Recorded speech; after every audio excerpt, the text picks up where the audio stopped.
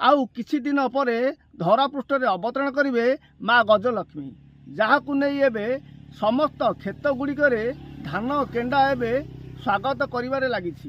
तेबे धान केंडारू शुभिलाणी गजलक्ष्मी गजलक्ष्मी डाक। देखंतु वर्तमान ऋतु चक्रर परिवर्तन रे पृथ्वी रे अर्थात आम भारत वर्ष रे संगठित होईछि शरत ऋतु। ए शरत ऋतु रे प्रकृतिर शोभा अपूर्व शोभा देखा जाए प्रकृति एवं चारिआडे सबुज सबुज भाव एवं सबुज सबुज शोभा। एणु यथार्थ रे कुआ जाइछि शरत काल कि निर्मल सबुठी शोभावन धरणी राणी हसई पुणी हसई जन मन।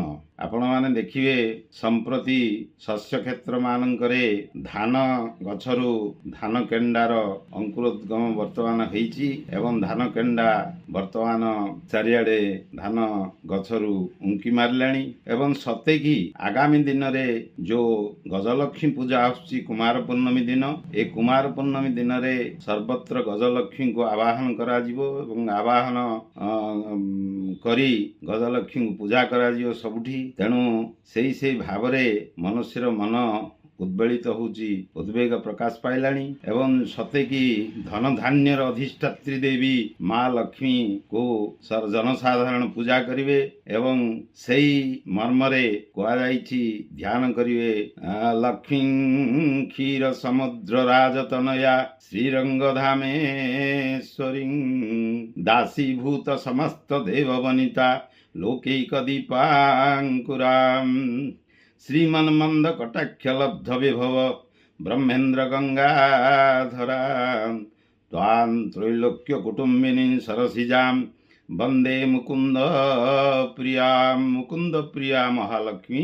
एई शरत काल रे बा कुमार पूर्णमी दिन से ओल्हे आसिवे मर्त्य को एवं तांकर पूजा आराधना उपासना करा जीवो। सर्वत्र से भाव वर्तमान माने से भाव जनसाधारण वर्तमान भावावेग उद्वेलित होउछन्ति। वर्तमान शस्य क्षेत्र रे जो धान केंडा जो सृष्टि होईछि, ए धान केंडा सते कि आवाहन करिवा लक्ष्य रही गजलक्ष्मी को एवं सेई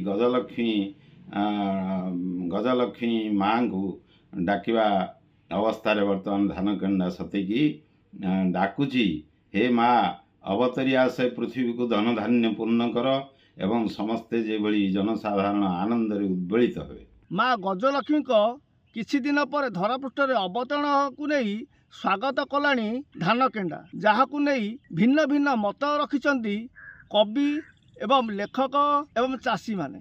गंजाम बुकड़ा रवि मिश्र, नक्षत्र न्यूज।